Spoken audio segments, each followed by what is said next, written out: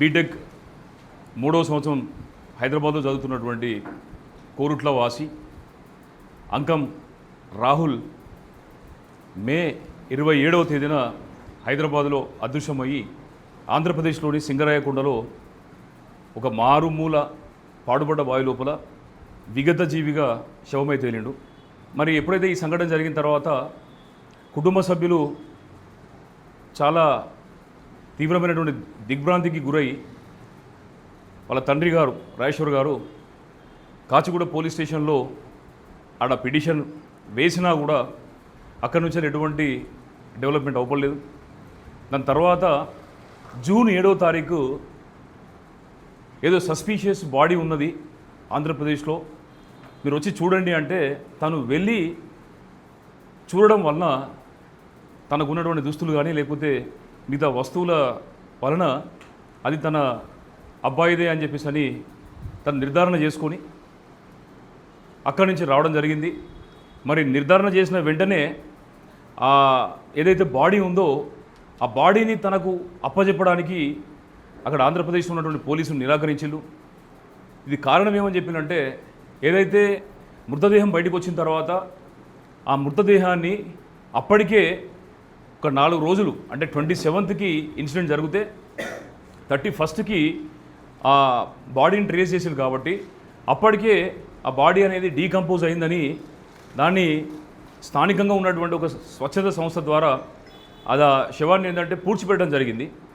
మరి పూడ్చిపెట్టినటువంటి దాన్ని కూడా మాకు ఇస్తే మేము మా ఊరికి తీసుకెళ్ళి మేము అంతిమయాత్ర లేకపోతే ఫైనల్ రైట్స్ చేసుకుంటామని చెప్పి పేరెంట్స్ రిక్వెస్ట్ చేసినా కూడా పోలీసులు దానికి అంగీకరించకుండా తప్పకుండా డిఎన్ఏ టెస్ట్ కావాల్సి ఉంది, డిఎన్ఏ టెస్ట్ అయితే కానీ మేము ప్రాక్టికల్గా నిర్ధారించలేము. ఎందుకంటే మాకు గతంలో కూడా కొన్నిసార్లు ఏంటంటే ఇంతకుముందు జరిగినటువంటి సంఘటనల రీత్యా కూడా మేము ఇవ్వలేకపోయినాము. కాబట్టి తప్పకుండా డిఎన్ఏ టెస్ట్ కావాలన్నటువంటి సందర్భం లోపల అది కూడా డిఎన్ఏ టెస్ట్ చేయడానికి కూడా వెంటనే ఉపక్రమించకుండా ఏంటంటే దాన్ని తాత్సారం చేస్తూ వచ్చిళ్ళు. ఈ విషయాన్ని తెలుసుకున్నటువంటి మా సంస్థ బీసీ రాజ్యాధికార సమితి వెంటనే కుటుంబ సభ్యులతో మాట్లాడి హైదరాబాద్లోని బషీర్బాగ్ ప్రెస్ క్లబ్లో మేము మొదట ఒకసారి మీడియా సమావేశం ఏర్పాటు చేసినాం. దానికి మీరు అందరూ కూడా వచ్చిళ్ళు. అదే రోజు ప్రభుత్వానికి చాలా స్పష్టంగా చెప్పినాం. ఇవాళ ఈ యొక్క అంశం మీద విషయం మీద ప్రభుత్వం కానీ మీడియా ఛానల్ కానీ మాట్లాడకపోవడానికి గల కారణం ఏంటంటే, ఇది ఒక పేద కుటుంబం, ఒక నోరు లేని పేద కుటుంబం అనేటటువంటి ఏకైక కారణంతో అంకం రాహుల్ విషయం లోపల చొరవ చూపించకుండా ఉండాలని చెప్పేసి మేము చెప్పినాం.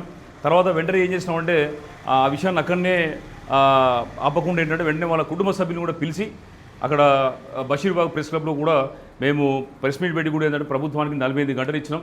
మరి అక్కడికి వచ్చినటువంటి మీడియా మిత్రుల సహాయం వల్ల కావచ్చు, ఇంటెలిజెన్స్ సహాయం వల్ల కావచ్చు, లేకపోతే ఇతర కారణాల వల్ల వెంటనే ఏంటంటే అదే రోజు సాయంత్రం వీళ్ళకు మీకు ఆంధ్రప్రదేశ్లోని మంగళగిరి లోపల మీకు ఆ డిఎన్ఏ టెస్ట్కు మీరు రావాల్సి ఉంది అని చెప్పేసి వెంటనే సమాచారం రావడం జరిగింది. వాళ్ళంతా కూడా ఫ్యామిలీ మెంబర్స్ అంతా కూడా మంగళగిరికి వెళ్ళి నేను సాయంత్రమే రావడం జరిగింది. అందుకని చెప్పి మేము 48 గంటలలో ఏదైతే మేము ఆమరణ నిరాహార దీక్ష కూర్చుంటామని చెప్పినప్పటికీ ప్రభుత్వం ఏంటంటే ఉపశమనం అయ్యేటటువంటి విధంగా ఏంటంటే డిఎన్ఏ టెస్ట్కు ఉపక్రమించి అది చేసినటువంటి నేపథ్యంలో మేమేం చేసినామంటే ఇంకా వేచి చూస్తున్నాం ఏం జరుగుతుందని చెప్పేసి. ఈ సందర్భంలో ఇవాళ కొన్ని కీలకమైనటువంటి అంశాలు కూడా తెర మీదకి వచ్చినాయి. ఎప్పుడైతే రాహుల్ కుటుంబ సభ్యులు ఆంధ్రాకు వెళ్ళిన తర్వాత అక్కడ ఉన్నటువంటి కొంతమంది సన్నిహితులు అదే రకంగా మాకు ఉన్నటువంటి సమాచారం ప్రకారం ఏంటంటే ఇది ముమ్మాటికి హత్యనే, రాహుల్కి సంబంధించిన ఘటన ఇది ఆత్మహత్యగా చిత్రీకరించేటటువంటి ప్రయత్నం చేస్తున్నారు, ఇది ముమ్మాటికి హత్యనే అనేటటువంటి విషయాలను మేము నిర్ధారించుకున్నాం. మరి ఇదే విషయాన్ని ఏంటంటే మేము మాకు సంబంధిత పోలీస్ అధికారులకు ఇక్కడ మాట్లాడినాం, అదే రకంగా సింగరాయకొండలో ఉన్నటువంటి స్టేషన్ హౌస్ ఆఫీసర్ గారితో కూడా మేము మాట్లాడినాం. మరి మేము మాట్లాడినప్పటికీ అనేక సార్లు మీడియా సంస్థలు ఈ విషయాన్ని బయట తీసుకొచ్చినప్పటికీ ఇక్కడ ఉన్నటువంటి సోషల్ మీడియా కూడా కోడై కూస్తున్నప్పటికీ అదేవిధంగా ఆంధ్రప్రదేశ్ పోలీసులు కూడా ఇది ఒక నేరాలు ఘోరాలనేటువంటి ఒక ఎపిసోడ్లో దీని గురించి పూర్తి వివరాలు వెల్లడించినప్పటికీ కూడా ఈ యొక్క కుటుంబానికి ఇంకా న్యాయం జరగట్లేదు అంటే కారణం ఏంటంటే దీని వెనకాల ఒక బలమైనటువంటి రాజకీయ శక్తి ఉందని చెప్పేసి మేము భావిస్తున్నాం. ఎందుకంటే ఈ ఇన్సిడెంట్లో నిజంగానే కనుక ప్రభుత్వం కానీ పోలీస్ అధికారులు కానీ నిజ నిర్ధారణ చేయాలనుకుంటే తప్పకుండా ఏంటంటే జరిగిన విషయాలను వెల్లడించాల్సి ఉంటుంది. ఇప్పటికీ 20 రోజులు గడుస్తున్నా కూడా ఆ నిజాలను నిర్ధారించకపోగా కుటుంబానికి కనీసానికి వాళ్ళ బాడీని కూడా చెప్పలేకపోయిందంటే ఎంత తాత్సారం జరుగుతుంది. ఎంత నిర్లిప్తత నిరాసక్తత ఉందో మనకు చాలా స్పష్టంగా అర్థమవుతుంది. ఇప్పుడు నేను ఏమంటున్నా అంటే నేను యాజ్ ఎ లాయర్గా నేను కూడా చెప్తున్న విషయం ఏంటంటే నేను కొన్ని అంశాలను ఏంటంటే మీడియా ముందు నేను ప్రవేశపెట్టబోతున్నా. ఈ పెడుతున్నటువంటి అంశాలను కూడా తప్పకుండా మీరు పరిగణలోకి తీసుకోవాలి. పోలీస్ అధికారులు కూడా తప్పకుండా ఈ విషయాన్ని కూడా మీరు అర్థం చేసుకోవాలి. మీరు తప్పకుండా విచారణ తీవ్రవంతం చేయాలి. ఎందుకంటే ఆధారాలు చాలా స్పష్టంగా ఉన్నాయి. ఎందుకంటే దురదృష్టం ఏంటంటే ఇప్పుడు అక్కడ నుంచి ఉన్నటువంటి ఫుటేజ్ను మేము సంపాదించినాము. అదే రకంగా ఏంటంటే స్థానికంగా ఉన్నటువంటి వ్యక్తులు వాళ్ళు చెప్పినటువంటి విషయాలు కావచ్చు, వాళ్ళు పంపించినటువంటి ఇమేజెస్ కావచ్చు, వీడియోలు కావచ్చు, వాటన్నిటి ఆధారంగా ఏంటంటే ఆయన యొక్క నడుముకి బలమైనటువంటి తాడు కట్టి దానికి ఒక బండరాయిని కూడా కట్టి ఏంటంటే చంపిన తర్వాత బావిలో వేసినటువంటి విధంగా మనకు స్పష్టమైనటువంటి ఆధారాలు మాత్రం అవపడుతున్నాయి. దీన్ని ఇప్పటికే పుట్టెడు బాధతోని తల్లిదండ్రులు ఇబ్బంది పడకుండా మానసిక వేదనలో ఉన్నటువంటి సమయం లోపల కూడా కొన్ని ఛానల్స్ దీన్ని తప్పుదారి పట్టియడం కోసం ఏంటంటే ఒక అమ్మాయితోని ఏదో విధమైనటువంటి ఒక ఇబ్బంది ఉండే లేకపోతే అఫైర్ ఉండే అని రకరకాల స్టోరీస్ని కూడా క్రియేట్ చేస్తారు. మేము మీడియా ముఖంగా చాలా స్పష్టంగా మేము తెలియజెప్తున్నాం. మా కుటుంబ సభ్యుడిగా మేము చెప్తున్నాం. ఆ కాలేజీలో ఉన్నటువంటి అమ్మాయి పేరు కూడా మేము చెప్పదలుచుకోలేదు. మాకు తెలుసు అమ్మాయి ఎక్కడైతే ఇంటర్న్షిప్ కోసము మాతృశ్రీ ఇంజనీరింగ్ కాలేజ్ నుంచి వెళ్ళి ఎంవిఎస్ఆర్ కాలేజు అదే గ్రూపుకు సంబంధించినటువంటి సంస్థకు ఇంటర్న్షిప్కు వెళ్ళినప్పుడు అదే ఎంవిఎస్ఆర్ కాలేజీలో ఉన్నటువంటి ఒక అమ్మాయితోని మామూలుగా చాటింగ్ చేయడం జరిగింది. అదేం నేరం కాదు, లేకపోతే ఉగ్రవాది చర్య కూడా కాదు. ఆయనకు మామూలుగా మాట్లాడాలనిపించినటువంటి ఆ అమ్మాయికి ఏంటంటే మామూలుగా టెక్స్ట్ మెసేజ్ పంపించిండు. టెక్స్ట్ మెసేజ్ పంపించినప్పుడు ఏంటంటే అమ్మాయి కూడా ఏంది వ్యతిరేకంగానో లేకపోతే ఏంటంటే ఆమె రివర్స్ అనేది కూడా ఏం లేదు. కాకపోతే ఆ అమ్మాయి తనకు సంబంధించినటువంటి ఒక స్నేహితుడితో ఏంటంటే జరిగిన విషయం చెప్పడంతో ఏంటంటే ఇక్కడ మీకు చెప్తాను. నేను ఇక్కడ అబ్బాయి పేరు కూడా నాకు తెలుసు. కాకపోతే ఏంటంటే నేను మీడియా ముందు చెప్పడానికి బాగుండదు కాబట్టి కొన్ని టెక్నికల్ ఇబ్బందులు వస్తాయి కాబట్టి ఏంటంటే నేను ఆయనను అక్యూజ్డ్ 1 అంటే A1గా నేను చెప్తున్నా. ఈ A1 ఏం చేసిండంటే రాహుల్ని ఎప్పుడైతే ఈ అమ్మాయితోని ఎప్పుడైతే చాటింగ్ అనేది జరిగినప్పుడు వెంటనే ఈ అమ్మాయి ఈ అబ్బాయికి తెలియజెప్పడంతో ఏంటంటే ఈ అబ్బాయి ఒక్కడు కాకుండా ఈయన ఇంకొక 4 ఫ్రెండ్స్తో ఏంటంటే రాహుల్ని బెదిరించడం జరిగింది. రాహుల్ని బెదిరించిన తర్వాత వాళ్ళ హాస్టల్ కూడా ఈ అబ్బాయి ఏంటంటే సైదాబాద్ లోపల ఒక హాస్టల్లో ఉంటాడు. ఆ హాస్టల్ దగ్గర కూడా ఏంటంటే వీళ్ళందరూ కూడా వచ్చేసి దాడి చేస్తారని చెప్పేసి ప్రయత్నం చేస్తే ఈ రాహుల్ వీళ్ళ ఫ్రెండ్ ఇంకో అతను ఆకాశన్ ఉన్నాడు. ఆకాశ్ అనేటటువంటి అబ్బాయి వాళ్ళ హాస్టల్ లోపల షెల్టర్ తీసుకున్నాడు. ఎప్పుడు 26 నైట్ షెల్టర్ తీసుకున్న తర్వాత 27వ తేదీ 27 మే రోజు ఉదయం 8:30కి కాచిగూడకు చేరుకున్నాడు. కాచిగూడకు చేరుకున్న తర్వాత ఈ కాచిగూడ చేరుకున్నటువంటి సమయంలో అంటే మార్నింగ్ నుంచి వెళ్ళి ఈ A1 A2 A3 A4 నుంచి వెళ్ళి రాహుల్కి గ్రూప్ కాల్స్ రావడం మొదలైంది. ఈ గ్రూప్ కాల్స్ పొద్దున్న నుంచి వెళ్ళి స్టార్ట్ చేసిన తర్వాత ఏంటంటే ఈయన డైరెక్ట్ చేస్తా వస్తువులు 8:30కు కాచిగూడ ఎక్కడ అంటే టూరిస్ట్ పాయింట్ దగ్గరికి వచ్చినటువంటి రాహుల్ అక్కడి నుంచి వెళ్ళి 12:30 వరకు కూడా ఏంటంటే ఇక్కడ కాచిగూడ రైల్వే స్టేషన్లోనే ఉన్నాడు. కాచిగూడకి అదే చెప్తున్నా. కాచిగూడకు రావడానికి కారణం ఏంటంటే కోరుట్లకు వెళ్ళాల్సినటువంటి ట్రైన్ కూడా కాచిగూడ నుంచి వెళ్ళి బయలుదేరుతుంది. తను కుటుంబ ఫ్రెండ్ కూడా అడిగినట ఎక్కడికి వెళ్తున్నావు అంటే ఇంటికి వెళ్తున్నా అని చెప్పినట. ఇంటికి వెళ్దామని చెప్పేసి అని 8:30కు టూరిస్ట్ హోటల్ దగ్గరకు వచ్చి కాచిగూడకి వెళ్దాం అనుకున్నాడు. అతనికి 4 గంటల పాటు ఆయనను అదే హ్యాబిట్స్ ఏరియా లోపల చుట్టూ తిప్పిలు అక్కడ అంటే అక్కడికి రా అని చెప్పేసి అని చుట్టూ తిప్పిన తర్వాత ఆయనను ఏం చేసిందంటే 12:30కి ఏంటంటే ఆయన కాచిగూడ రైల్వే స్టేషన్ లోపల అక్కడ బోర్డు చేసి అక్కడి నుంచి వెళ్ళి సికింద్రాబాద్కి వచ్చాడు. సికింద్రాబాద్కి వచ్చి అక్కడ శబరి అనేటటువంటి ఒక ట్రైన్ తీసుకున్నాడు. ట్రైన్ తీసుకున్న తర్వాత ఇది 9:50 సింగరాయకొండకు చేరుకుంది. రాత్రి సింగరాయకొండకు చేరుకున్న తర్వాత మనం ఇక్కడ చూస్తే సింగరాయకొండకు చేరుకున్నటువంటి ట్రైన్ లోపల రాహుల్ యొక్క ఫోను మధ్యాహ్నం 2:30 వరకు ఆన్లో ఉంది. 2:30 వరకు ఫోన్ ఆన్లో ఉంది. మళ్ళీ 7:30కి ఒకసారి ఫోను ఆన్ చేసి మళ్ళీ ఆఫ్ చేశాడు. ట్రైన్లో కూడా ఛార్జింగ్ పాయింట్ ఉంటుంది. తర్వాత ఏంటంటే నిజంగానే కనుక ఆయన బంద్ చేసుకోవాలనుకునేది ఉంటే మొత్తానికే బంద్ చేసుకోవాలి. కానీ 7:30కి మళ్ళీ ఒకసారి ఫోన్ ఆన్ అయింది. ఫోన్ ఆన్ అయిన తర్వాత వెళ్ళిపోయిన తర్వాత 9:50 ఆ రోజు అయింది కదా. ఈ 7:30కి మళ్ళీ ఆఫ్ అయిన తర్వాత ఎటువంటి ఫోన్ కమ్యూనికేషన్ కానీ ట్రాకింగ్ కానీ లేదు. ఇప్పుడు మేము ఏమంటున్నాం అంటే పోలీసు వ్యవస్థకి చాలా స్పష్టంగా ఒక విషయాన్ని అడుగుతున్నాం. ఈ 7:30కు ఫోను ఆన్ చేసినప్పుడు రాహుల్ యొక్క లొకేషన్ ఏంటిది? నెంబర్ 1. నెంబర్ 2, ఇప్పుడు 9:30కు చేరుకున్న తర్వాత 9:30 నుంచి ఏంటంటే మళ్ళీ బాడీ ఐడెంటిఫై అయింది ఎప్పుడు అంటే 31st మే. 31st మే రోజు బాడీ ట్రేస్ అయింది. అంటే 27 నుంచి వెళ్ళి 31 వరకు నో ఇన్ఫర్మేషన్. ఈ 31వ రోజు ఏమైందంటే అప్పటికి ఇది డీకంపోజ్ అయింది. అంటే కనీసం 3 నుంచి వెళ్ళి 4 రోజుల వరకు అది అయి ఉంటుంది. అంటే 9:50కి శబరి ఎక్స్ప్రెస్ ద్వారా సింగరాయగుంటకు చేరుకున్నటువంటి మన రాహుల్ దిగిన తర్వాత అక్కడి నుంచి వెళ్ళి రైల్వే స్టేషన్ బయటకు వచ్చిండు. రైల్వే స్టేషన్ లోపల సీసీ ఫుటేజ్ ఉంటుంది. రైల్వే స్టేషన్ బయటకు వచ్చిన తర్వాత ఎవరిని కలిసిండు, ఎవరు తీసుకొని పోయారు ఆ బావి? ఎందుకంటే గతంలో ఎప్పుడు కూడా రాహుల్ ఆ ఊరికి కానీ ఆ బావి దగ్గరికి కానీ వెళ్ళినటువంటి వ్యక్తి కాదు. అక్కడికి ఎవరు తీసుకొని పోయారు, ఎవరు ఈ ఇన్సిడెంట్కు ప్లాన్ చేసింది అనేది పోలీసు వాళ్ళు విచారించాల్సిన అవసరం ఉన్నది. మేము ఇంకొక విషయం చెప్పేది ఏంటంటే మాకు ఈ అనుమానితులు ఉన్నారు కదా, ఈ నలుగురి మీద మాకు డౌట్ ఉంది కాబట్టి మేము ఏమంటున్నాం అంటే సింగరాయకొండలో దిగిన తర్వాత ఒకవేళ వీళ్ళు ప్లాన్ చేయకపోయినా లేకపోతే వీళ్ళు అక్కడికి వెళ్ళకపోయినా కూడా ఇక్కడ ఇంకొక బ్యాచ్ ఇక్కడ ఉండొచ్చు. A5, A6, A7 కూడా ఇక్కడ ఉండొచ్చు. మేమేమంటున్నాం అంటే ఈ A5, A6, A7 ఎవరైతే ఉన్నారో వీళ్ళ ద్వారానే రాహుల్ యొక్క మరణం జరిగింది.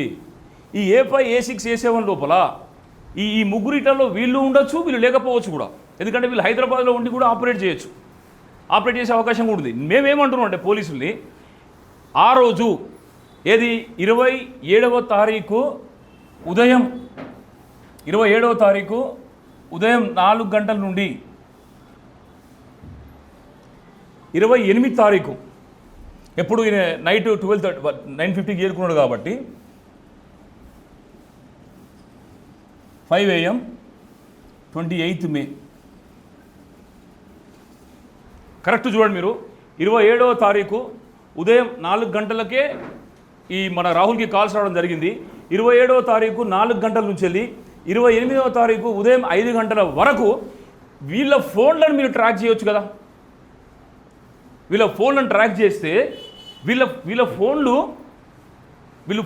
ఫోన్లు ఇన్కమింగ్ ఏం వచ్చినాయి, అవుట్ గోయింగ్ ఏం పోయినాయి అనేది మీకు తెలుస్తుంది కదా. ఈ నెంబర్ల నుంచి ఏ కాల్స్ పోయినాయి అనేది మీకు తెలిస్తే ఇక్కడి నుంచి వెళ్ళి వీళ్ళని ట్రాక్ చేయొచ్చు కదా. ఇక్కడ వీళ్ళని కనుక కరెక్ట్ ఎగ్జామిన్ చేస్తే ఒకవేళ మేము పట్టుకున్నా కూడా మాకు ఆధారం లేవంటే మీకు ఫుటేజ్ ఉంటుంది, CDR ఉంటుంది. CDR తీసుకుని కనుక వీళ్ళ దగ్గర నుంచి మీరు కనుక ఇక్కడ ఉన్నటువంటి A5, A6, A7 అనేది ఎవరైతే తీసుకునేది ఉంటే తెలిసిపోతే మీరు ఇమీడియట్గా ఈ విషయాన్ని కనుక ఆంధ్ర పోలీసులకు కనుక చెప్పేది ఉంటే 100% ట్రేస్ అవుతారు కదా. రాహుల్ ఫోన్ ఆఫ్ అయింది కదా. ఫోను మధ్యాహ్నము ట్రైన్ బోర్డ్ అయిన తర్వాత 2:30కి రాహుల్ది ఫోన్ స్విచ్ ఆఫ్ అయింది. 7:30కి మధ్యలో ఒకసారి ఏంటంటే ఫోన్ ఆన్ చేసి మళ్ళీ ఆఫ్ చేసాడు. వాళ్ళ దగ్గర కాల్ డేటా ఉన్నది. కరెక్ట్ కాల్ డేటాని కనుక అనలైజ్ చేసి నేను చెప్తున్నా కదా, ఇంత పచ్చిగా ఇంత ఫేర్గా ఇంత ఓపెన్గా మేము చెప్తున్నాము. ఇది విచారణ చేసే అవకాశం ఉన్నది. ఎవరైతే మీకు అనుమానితులుగా ఉన్నటువంటి సస్పెక్ట్స్ యొక్క phones 27th to 28th morning వరకు ఒక్క 24 గంటల్లో ఏం జరిగిందనే విషయం కనుక ప్రభుత్వం అదే మన పోలీసు వాళ్ళు కనుక తీసుకునేది ఉంటే తప్పకుండా ఈ 5గురిని కనుక మీరు విచారించేది ఉంటే ఇక్కడ ఉన్నటువంటి A5, A6, A7 మీకు తెలిసిపోతారు. రాహుల్కి సంబంధించినటువంటి హత్య ఎట్లా జరిగింది, ఎవరు చేసిళ్ళు, ఏ కారణంతో చేసిళ్ళు, మరి ప్రభుత్వం ఎందుకు తాత్సారం చేస్తుంది, ప్రభుత్వం తాత్సారం చేయడానికి కూడా కారణం ఏంటిది, దీని వెనకాల ఏమైనా రాజకీయ శక్తి ఉందా, లేకపోతే విద్యార్థులు వాళ్ళ తల్లిదండ్రులను మ్యానిపులేట్ చేసిందా, లేకపోతే ప్రభుత్వము విద్యా వ్యవస్థలను టచ్ చేద్దని చెప్పేసి ప్రయత్నం చేస్తుందా, మరి ప్రైవేటు యాజమాన్యాలను ప్రభుత్వం కాపాడడానికి ప్రయత్నం చేస్తుందా, లేకపోతే ఏంటంటే ఇప్పుడు అడ్మిషన్ల టైం కాబట్టి ఏంటంటే కళాశాలల మీద ఏమైనా అపవాదు కనుక వచ్చేది ఉంటే ప్రభుత్వానికి ఇబ్బంది అవుతుందా, లేకపోతే ప్రైవేటు యాజమాన్యాలు మాకు సంబంధం లేనట్టు అన్నట్టు కనుక ఉండేది ఉంటే వాళ్ళ పని వెళ్ళిపోతుందా. మరి పైసలు అడ్మిషన్ల టైం లోపల అడ్మిషన్ల మీద ఉన్న ఇంట్రెస్ట్ ఈ పిల్లల యొక్క రక్షణ మీద ఉండదా.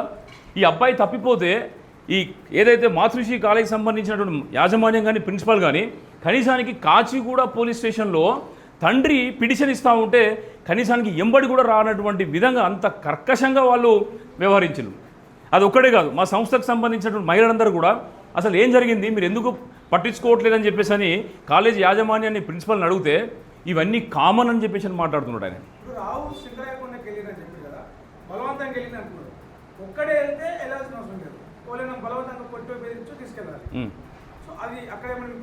ఇప్పుడు నేనేమో పొద్దున ఉదయం ఏదైతే జరిగినటువంటి సంభాషణలు తర్వాత గ్రూప్ కాల్స్ ఉన్నాయి కదా, ఆ గ్రూప్ కాల్స్ డేటాను లేకపోతే దానికి సంబంధించిన ఆడియో టేబుల్ కనుక పోలీసులు కనుక దాని కనుక సంపాదించగలిగేది ఉంటే అందులో జరిగిన డిస్కషన్ ఏంటనేది టోటల్ బయటకు వస్తుంది. ఉన్నాయి, దొరికినాయి. ఒక్కడే పోతున్నట్టు అంటే ఆల్రెడీ ఆయనకు మరి డైరెక్షన్ ఇచ్చిలా, లేకపోతే ఎటు పోవాలన్నా, అంటే అటు పోవాలని, ఇంటికి పోవాలన్నా, ఎటు పోవాలని అనుకుంటుండా, లేకపోతే ఏంటంటే మరి ఆయన అడుగు ఎవరైనా ఆ సందర్భంలో ఎవరైనా ఫోన్ చేసి డైరెక్షన్ చేస్తున్నా ఎక్కడికి రమ్మన్నారు చెప్పారు కదా, పోలీసు వాళ్ళే చెప్పింది. పోలీసులు ఏమంటున్నారంటే ఇప్పుడు నెంబర్ 1 పోలీసులు ఏంటంటే ఇది మా జ్యూరిస్డిక్షన్ సంబంధించినటువంటి విషయం కాదనేటటువంటి ధోరణి లోపల పోలీసులు వివరిస్తున్నారు. ఎట్లా జ్యూరిస్డిక్షన్ కాదంటే ఇన్సిడెంట్ జరిగింది ఆంధ్రలో అయితే మాకేం సంబంధం ఉంటుంది అనేటట్టు ఇక్కడ పోలీసులు చేస్తున్నారు.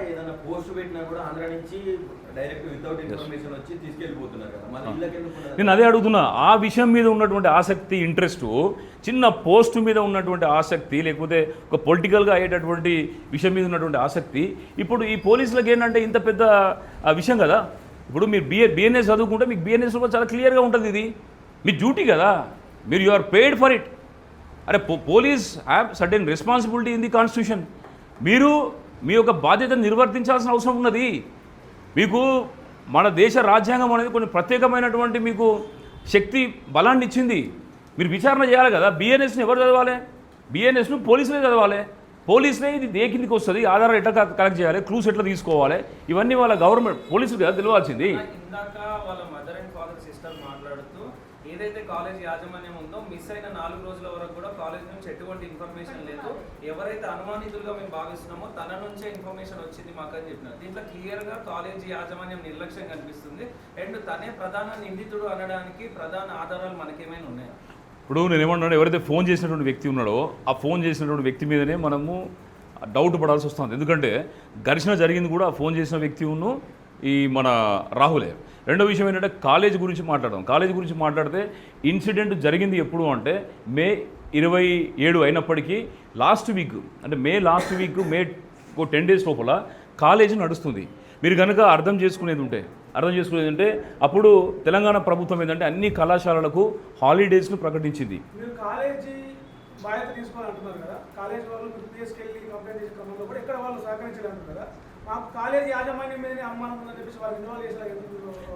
నేనేమంటున్నా అంటే కాలేజీకి తప్పకుండా బాధ్యత ఉంటుంది, కాలేజీకి ఉంటుంది. 100% నేను ఏమంటున్నాను, ఇప్పుడు నేను తప్పకుండా దీనికి సంబంధించిన రిట్టు అదే రకంగా పిల్లు కూడా తప్పకుండా వేస్తాం మేము. ఎందుకంటే లీగల్గా ఇప్పుడు ఇంత దూరం వచ్చిన తర్వాత మేము లీగల్ ఎటు వదిలిపెడతాం వాళ్ళను. రెండో విషయం ఏంటంటే కాలేజీ యాజమాన్యం అనేది నైతిక బాధ్యత, కనీస బాధ్యత. ఇప్పుడు గొల్ల సోదరుడు ఒక చిన్న మేక తప్పిపోతే కూడా ఏంటంటే ఆయనకు లెక్క ఉంటుంది, ఎక్కడెక్కడ తప్పిందని మొత్తం ఎత్తుకొని తీసుకొస్తాడు. ఒక గొర్రెల కాపరి ఒక గొర్రె మిస్ అయితే కూడా ఏంటంటే తీసుకొచ్చి ఎక్కడెక్కడ ఉందో తప్పిపోయిన దానికి దొరకపడతాడు. కాలేజీ యాజమాన్యానికి దొరకపడ్డాయా? కాలేజీ యాజమాన్యానికి ఒక ప్రోటోకాల్ లేదా, లేకపోతే వాళ్ళకి ఏమైనా యాంటీ ర్యాగింగ్ కమిటీ ఉందా, లేకపోతే వాళ్ళకు ఏమైనా సమస్య వచ్చేది ఉంటే వాళ్ళు రిపోర్ట్ చేయడానికి అవకాశం ఉందా? మరి ఇట్లా ప్రభుత్వం ఇచ్చిన నిబంధనను తుంగలో తొక్కి ప్రభుత్వం హాలిడేస్ ప్రకటించిన టైంలో కూడా వీళ్ళు కాలేజీ నడుపుతున్నారంటే మరి కాలేజీలు కళాశాలలు ప్రభుత్వం యొక్క నిబంధనలకు లోబడి పనిచేస్తున్నాయా, ప్రభుత్వాల నిబంధనలు అవసరం లేకుండా పనిచేస్తున్నాయా? అది కూడా మనం ప్రభుత్వం ప్రశ్నించాలి కదా. మరి ప్రభుత్వం ఏం చేస్తుంది ఇవాళ? ఇంత పెద్ద ఇష్యూ అయినప్పటికీ కూడా ప్రభుత్వం కనీసానికి ఒకసారి చిన్న షోకాస్ నోటీస్ వల్ల పంపించలేదు. హైయర్ ఎడ్యుకేషన్ కౌన్సిల్ ఏం చేస్తుంది? జేఎన్టీయూ అఫిలియేషన్ ఉంది కదా, జేఎన్టీయూ యూనివర్సిటీకి సంబంధించిన వీసీ కానీ రిజిస్టర్ కానీ ఏం చేస్తారు మీరు? యూజీసీ ఏం చేస్తుంది? ఏఐసిటీ ఏం చేస్తుంది? మీకేం బాధ్యత లేదా? అంటే మేమే వచ్చి మాట్లాడాలా? మేము ఈ విషయాన్ని ఏంటంటే సంబంధిత మంత్రి తర్వాత ప్రభుత్వానికి సంబంధించినటువంటి కొంతమందికి చెప్తే కూడా వాళ్ళు వచ్చి కలవాలి కదా. ఇంత పెద్ద ఇన్సిడెంట్ జరిగి వాళ్ళు పుట్టే దుఃఖంతో ఉంటే వాళ్ళు బాధపడుతూ ఇక్కడికి వచ్చి వాళ్ళు షెల్టర్ తీసుకొని వాళ్ళ సమస్య పరిష్కారం చేసుకుందాం అనుకుంటే ఇప్పటి వరకు కనీసానికి తెలంగాణ ప్రభుత్వం నుంచి కానీ ఆంధ్రప్రదేశ్ ప్రభుత్వం నుంచి కానీ కనీస ఓదార్పు కూడా లేకపోవడం ఎంత దారుణమైన విషయం ఒకసారి మీరు ఆలోచించండి.